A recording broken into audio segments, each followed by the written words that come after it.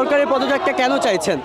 আজকে যে আমরা মিছিলে দাঁড়িয়েছি বা আমরা যে আন্দোলন নিয়ে দাঁড়িয়েছি, এই সরকারের ক্ষমতা সে যেভাবে অপব্যবহার করেছে তার জন্যই আমরা এখানে দাঁড়াতে পেরেছি। কারণ হচ্ছে ক্ষমতা পেলে ক্ষমতা হচ্ছে সুন্দরভাবে সেটা দেখাতে হয়, কিন্তু এইভাবে অপব্যবহার করতে হয় না। আজকে তার পদত্যাগের জন্য আমরা দাঁড়িয়েছি, কারণ যত হত্যাকাণ্ড হয়েছে, যত গণহত্যা হয়েছে, আমাদের ভাই বোনরা মরেছে, সব কিছু তার নির্দেশেই হয়েছে।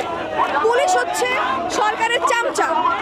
পুলিশকে সে যেভাবে নির্দেশ দিয়েছে, র্যাবকে সে যেভাবে নির্দেশ দিয়েছে, ছাত্রলীগকে সে যেভাবে নির্দেশ দিয়েছে, তারা তাদের মতোই কাজ করেছে। সরকারের কারণেই এসব হয়েছে। তো এই সরকার আমরা চাই না।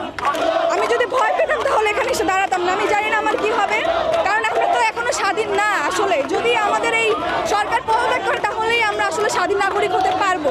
আমরা এখনো এই দেশে স্বাধীন না। স্বাধীনতা শুধু 1971 সালে এসেছে শেখ পরিবারের জন্য, আমাদের জন্য না। কারণ আমরা এখনো বাক স্বাধীনতা পাই নাই, আমরা কথাই বলতে পারি না। কথা বলতে গেলে আমাদের ভয় পেতে হয়, আমাদের ভাবতে হয় যে আমাদের বাসায় যাওয়ার পর আমাদের কি অবস্থান হতে পারে, আমাদের ফ্যামিলির কি অবস্থান হতে পারে। এখন আর কেউ ভয় পায় না। সবাই বলছে যে কোটা সংস্কার আন্দোলন শুরু হয়ে এখন আন্দোলনটা চলে গেল অন্যদিকে। এতদিন তো এটা ছিল না, বা এতদিন তো এগুলো নিয়ে মানুষ নামেনি, আজকে কেন? আজকে কেন হবে না? সব স্টুডেন্টরা হচ্ছে একটা ন্যায্য দাবি চেয়েছে।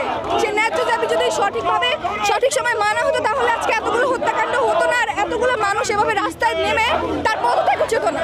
সে নিজের জন্য নিজেই দায়ী, এই পদত্যাগের এই কথার জন্য সে নিজেই